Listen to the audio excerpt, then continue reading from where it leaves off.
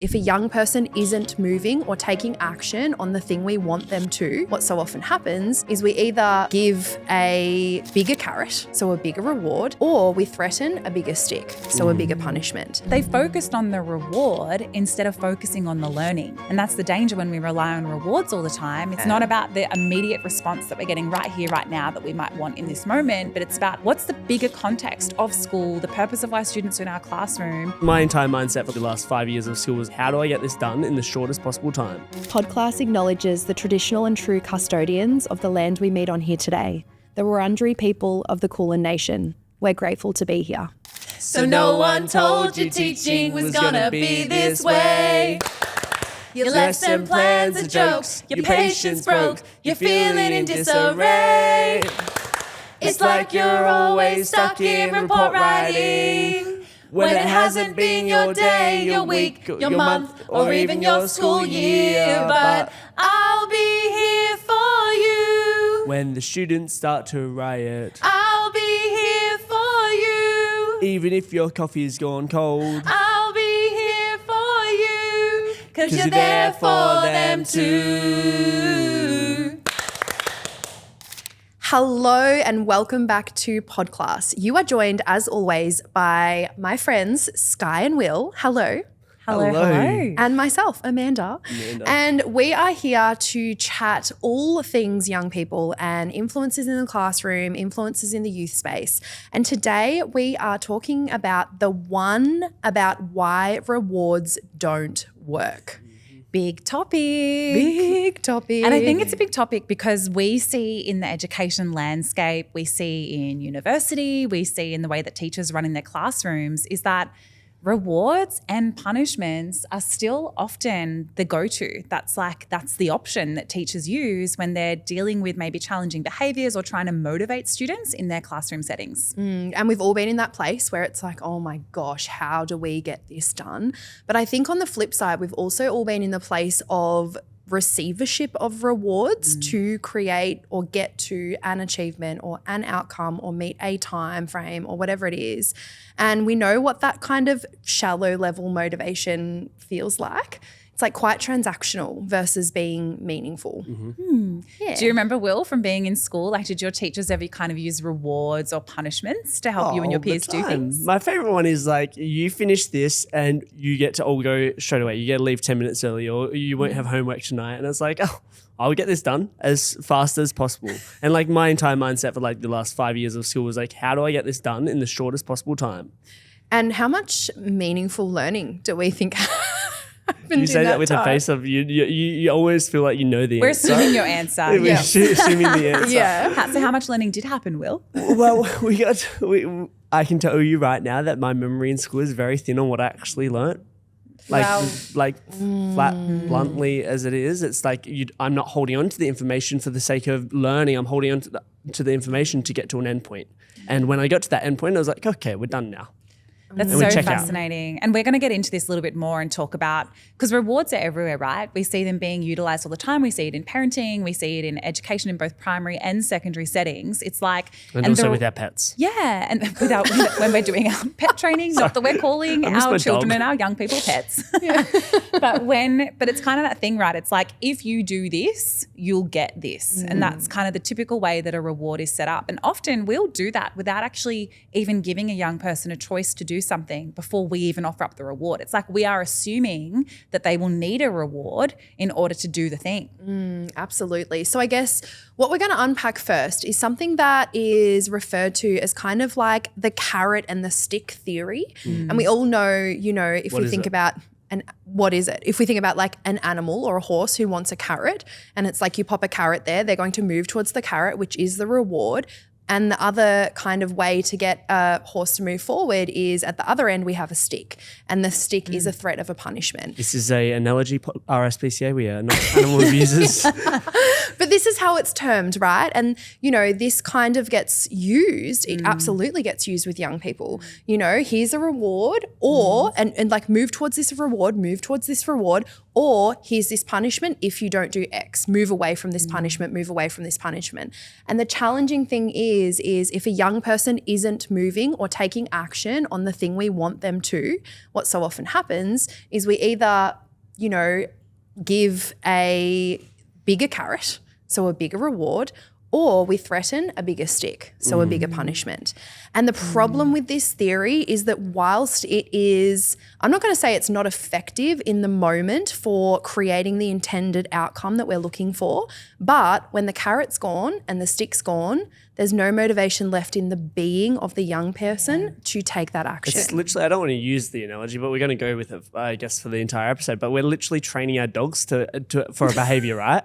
And then with that same behavior is like what we're training our young people with. It's like if you follow the reward, you get the reward. If you don't follow it, then whoop.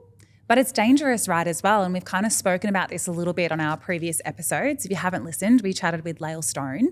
But we really talked about as well, we're then instilling this idea in young people that they are only good students or they're only good people if they do this expected thing that we've set up for them. And we're not then teaching them about who they are as people. We're not giving them any volition and autonomy in those choices. And we're certainly not tapping into their intrinsic motivation and the thing that drives them to actually make those choices for themselves in their learning. And I remember like really early in teaching, when I was an early years teacher, this is something that I was taught at university, was like setting up reward systems in your classroom. And it might be like point systems or sticker systems or, in primary settings. But I remember setting up and trying to use rewards to help get stuff done because you're so busy as a teacher. So I would set up and be like, all right, everyone, if you can finish writing this practice paragraph in the next 15 minutes, I'll let everyone go 10 minutes early. Or we can have 10 minutes of free time or whatever it is. And just like you were saying, Will, it made my students complete their work really quickly. Just goes their through the roof. efficiency skyrocketed, but the quality of learning certainly declined. There was no, and I would realize I'd come back into class the next day and I'd be like, all right, everyone, we're going to pick up where we left off yesterday. Let's go overview, like, what did we learn? What did we go over? And my students are like, what do you mean? Nothing. What did we do yesterday again? It's like again? all of a sudden we've taken away the quality and we've added quantity, right? Yeah, they focused on the reward instead of focusing on the learning. And that's the danger when we rely on rewards all the time, is that that's what we're setting students up to do that. And we're also teaching them that that's okay. It becomes a conditional response. And before we dive any further, we're not saying never use rewards again. And we're also not saying that we will never use rewards again, because it's a part of life, right? And, even in our adulthood, like we're motivated to, save a certain amount of money to, buy that car or get this item or get the new, or like whatever it is. And, it's so funny. Like, for example, if we have ever had a goal of, like I remember when I wanted my first pair of Ray-Bans and I saved up for them. You're so cool. I know. Me and Skye are sitting here like, we don't buy expensive glasses because we lose them. Yeah, you do. I also don't buy them for my husband because he also loses them. I learned that lesson. But I was saving up for them and I was so excited. And the day I bought them, it felt so good. And I literally remember, like, not 1 week later, suddenly it was like, oh, why was I so excited for these things? Like, what? There's no meaning. It wears off so quickly. And then it's like you need a bigger reward to get that same hit or that same kind of dopamine rush or whatever it might be from that thing. This is actually like the concept that Simon Sinek speaks about in his book Infinite Game. It's like, do you chase success where it's like that end journey or chase fulfillment? And which is what we need to like empower young people with, is like, how do we chase fulfillment and be part of the journey of learning? Totally. So there's nothing wrong there with, like, I remember studying in uni, even doing marking when I was working as a teacher, and 100% would I give myself a little treat for finishing things? Oh, yeah, totally. I'd set up, like, I don't know, a little Mentos on my marking. I'm like, all right, 2 papers, you can have a Mentos, my gosh, little you're treat. so 2 things, I can do this, little treat. And that's an okay thing to do. But again, it's only going to motivate you so far. Until you're sick of Mentos. Until you're sick of Mentos. But we really have to start to look at the bigger picture. Yeah. It's not about the immediate response that we're getting right here, right now, that we might want in this moment, but it's about what's the bigger context of school, the purpose of why students are in our classroom. It's so they have a deep love of learning. You would hope that we're helping them tap into that. And just rewarding them for learning isn't going to get us there. And so what we're searching for is we're searching for the right balance in this kind of, in these scenarios. And the reason we're having this conversation is because we're seeing and we're hearing and we're experiencing that rewards are being used and lent on more and more and more and more. And the problem with that is plentiful, and we're going to unpack the cost of rewards. But what it does is when we are acting for something outside of ourselves, we're not connected to our intrinsic volition. Yeah. And so we need to create that balance where sure, sometimes it's like if you finish this by this time, we're going to have 10 minutes of free time. Like that's a reward. And, you know, we're all going to do those things at times. But what we also need to watch is that we're not assuming or kind of manipulating the scenario with a reward, and that's not our absolute go-to every time. Because now I am sitting here like, miss, are we getting free time at the end of today? Totally. It becomes an expectation, right? And then it also is like, it's that thing of if we continue to give rewards, once we have a reward system in place, it's very hard to remove that. Because students aren't suddenly going to go, oh yeah, I'm happy to do this of my own free will and volition and I'm making this choice. My memory would be like, yes, when it's removed as a punishment. Yes. It's like because X of you haven't done this assignment or reached this part, we don't have our reward system this week. And that's how it can feel as well. There's the theory, the carrot and the stick. You can have a carrot there, a carrot there, a carrot there. All you do is remove the carrot and it feels like a stick because we are searching and moving for the thing outside of ourselves. And it's also then that becomes the thing that our young people are focused on, not the learning, not the reason that they're in that classroom setting, that they're in the education system, that they're in school. And so what we see ultimately is a decline in retention and a decline in actual genuine connection to the learning and to the curiosity. So let's do it. Let's look at, if we're going to put a reward in place, what we have to consider, if we have students in our class, what is the cost of that reward? So what are the costs? What are we paying for? So the first thing is something called satiation, which is a phrase that essentially means the more you do something, the more is required to get the same effect. Yeah. So I think about myself and like coffee, for example. And when of course, I went on a journey as most— Amanda went to coffee. My brain was like wine. Yeah. And so, it's like at the start, it was like 1 cup of coffee and, I get that, ping and I feel awake and I don't know, I'm a bit ashamed to say that now I do, and now I have more than 1 coffee, definitely. And that's just like an more adult. than 1 coffee and triple shot almond latte. Yeah. And they're all extra strong. This is Amanda every time we go to order a coffee. And how many shots are in that every time you order a coffee? That's so true. Satiation is working on me. Oh my gosh. But if we think about it in the context of learning and in the context of, exploration and classrooms, what it means is that where we might, at the start of a year, a sticker might be enough motivation. It's like, how long is the sticker going to work? And the reason, let's just go back on like the reason why this happens and the reason why coffee and sticker is the same is because it taps into that same part of the brain that releases that dopamine, right? And all of a sudden that sticker is a ding at the start of the year. You try and give a sticker at the end of the year, it's more of a Oh, there's like outrage. I remember putting stickers in like my year 9 students' English books and I just didn't do stickers once when I was marking their paragraphs and they came marching into class the next day. Where are our stickers? None of us got any stickers in our books. And I'm like, oh my goodness. But for me, it was a wake-up call of like, oh, even that tiny little thing, that's what they're focusing on. They're not reading the feedback or looking at what I've written in terms of their actual learning and constructive feedback. They're just focused on whether they got a sticker or not. That's so interesting. It's also like another whole conversation about like most people would assume year 9s don't want stickers. Wrong. Yeah, exactly. And this is the thing, we spoke about this. Students always look older than they actually are too. Someone gave me a sticker right now, I'll be like, woohoo. It fuels also that immediate gratification piece because which is we're so wired for now more than ever in history. We're so wired for that immediate gratification. And what it does is it means that we, that's something outside of us. And what it does is it means that we're searching for that thing outside of ourselves to hit the task. And that's what we're looking for versus a connection within ourselves. So satiation is something to be very aware of, and it is a cost of a reward that if we're going to start with stickers, we're going to have to move on to what's going to be next? iPhones. They're all getting sports cars by year 12. No. I went iPhones, you went sports cars. Seriously, I was talking to someone the other night, random story, and they were reflecting on their daughter who attends a school in Melbourne, and there's a lot of challenge at the moment with school refusal. And it was... What's school refusal? School refusal is young people refusing to attend school. And what's happening is parents are getting caught in a loop of, and it probably starts really small. Well, you don't want to go to school. If you go, I will give you X. Anyway, this one student who is in year 10 has been, or maybe year 9, has been refusing. And now the parents have a deal with this student that if they go to school like 2 days a week for the term, they're going to get tickets to a concert, a music concert. Mad relate. Not school, but I've been through this situation. Yeah? Yeah. My dad really wanted me to play footy like AFL. And I was in year 3 and 4. And if you know me or if you've seen me, I'm not the most coordinated or athletic person that you'll meet. Shock. Anyways, we grew up in regional WA. I did not want to play football, but he said, if you play football for 2 years, I'll buy you a DS.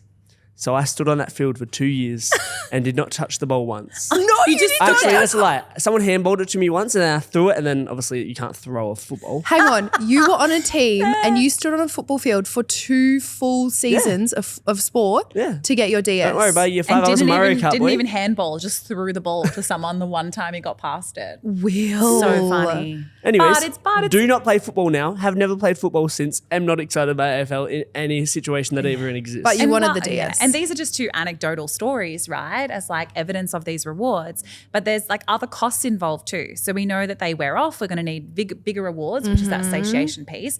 But there's also that whole idea we spoke about just a second ago, which is that there's a big difference between the actual learning that takes place and finishing something. So when we're using rewards to be like, if you finish this or get this done, then you'll get this. What we're doing is we're teaching that the finishing is what we're aiming for, not the learning. Yeah, which is just, I think, devaluing the whole purpose of nurturing the potential of a young person in a sense. So one more cost of rewards is we so often will implement a reward. In fact, I would say nearly every time we're implementing a reward because we want to achieve a certain specific outcome from a young person. And that is an outcome that we need them to do or we want them to do. And so through rewards, what we're doing is not only removing a sense of autonomy, removing a sense of volition, but it's actually a bit manipulative. Yeah. In a sense. Because young people are never going to say, oh no, that's too much. You're giving me too many rewards. Please take it back. Please stop. It just becomes like that's what becomes ingrained. And then that becomes the fundamental expectation of what we're doing in schools. And we also need to like preface this by saying it's really challenging when you're an educator and you have 25 plus students in a class with differing needs and it's period 6 on a Friday. Am I sometimes going to lean into, if we just get through this next 50 minutes, I promise everyone can leave school 5 minutes earlier or, whatever yes, it might be. Of course we are. It's okay to lean into that, or we can watch a YouTube video for the last whatever of class. Like, I think it's human and there's no expectation that we're like being really, really creative in terms of tapping into intrinsic motivation in those kind of settings. But we just need to understand there's always a cost that's going to be involved when we're making those choices. So how do we make it? Because obviously rewards are going to stay. And when does it look good and when does it look like it's going to benefit our young people? So I think one of the things around when does it work and how can we help create that balance is rewards are specifically connected to outcomes or achievement. It's that when we're wanting them to do this thing, achieve X, meet this, complete this, whatever it might be. And so we can flick our mindset to acknowledging not only the outcome or the achievement, the destination, but the journey. And we do this through acknowledging effort. We're a huge fan of acknowledging effort over achievement because the challenge can be is we might have 26 students in a class or we might have 50 young people in a youth program or whatever our context is. And if we're acknowledging the 3 right answers across the space, what is that saying subconsciously to the other 23 people or the other 47 people in the room? So what we're doing is we are acknowledging effort and contribution, which says we value the journey. We're not just about the destination. We're not just about the outcome. And I think it's a much more nuanced way of teaching because we're acknowledging that achievement also looks different for every single student in the Yeah. class. And if we're only rewarding one outcome or one thing, what we're saying is that young people who don't meet that is that, well, they're not good enough. Yeah. And then that becomes that kind of their thinking and their beliefs about themselves. I remember I had a young person in an English class of mine a few years ago. It was year 10 English. And she said to me at the end of the first term that I taught her, this is the first time I've ever actually enjoyed English. I've never tried before this year. And I found that really fascinating. And I was like, Miss Hughes. I was like, Yeah. just to pump my own tires for a second. But no, it's not about that. But I was like, so why is that? So what is it about English this term that's been different for you? And she just said, well, there's never been any pressure on me to like hit a particular outcome. All you've asked for me the whole term is to just put in my best effort. Just show me what you can do. Just give it a go. And the whole time it didn't matter to me that she maybe wasn't at standard, quote unquote, with other students, but it was that she was doing her best work in whatever capacity that looked like for her on each day of school. And that's what we need to be rewarding, is that effort that young people are doing. And that motivated her, that belief, that connection that we'd built over time, that was actually what motivated her to be doing the work. And what you've just spoken to so beautifully is another element of what works outside of an extrinsic reward, and that is celebrating the learning, celebrating the learning that occurs along the way, celebrating growth, celebrating curiosity, celebrating wonder, celebrating exploration. This is a motivating factor in and of itself. We are natural, curious beings. And when we can tap into that prior learning and build upon that and acknowledge that and, guide our students to see that as well, it's so motivating. More motivating, more fulfilling and longer standing motivation than anything that could ever happen extrinsically. Yeah. And we speak about this all the time, about this idea of like optimal challenge and how that 100%. Can be a really motivating factor for young people and providing opportunities for that optimal challenge.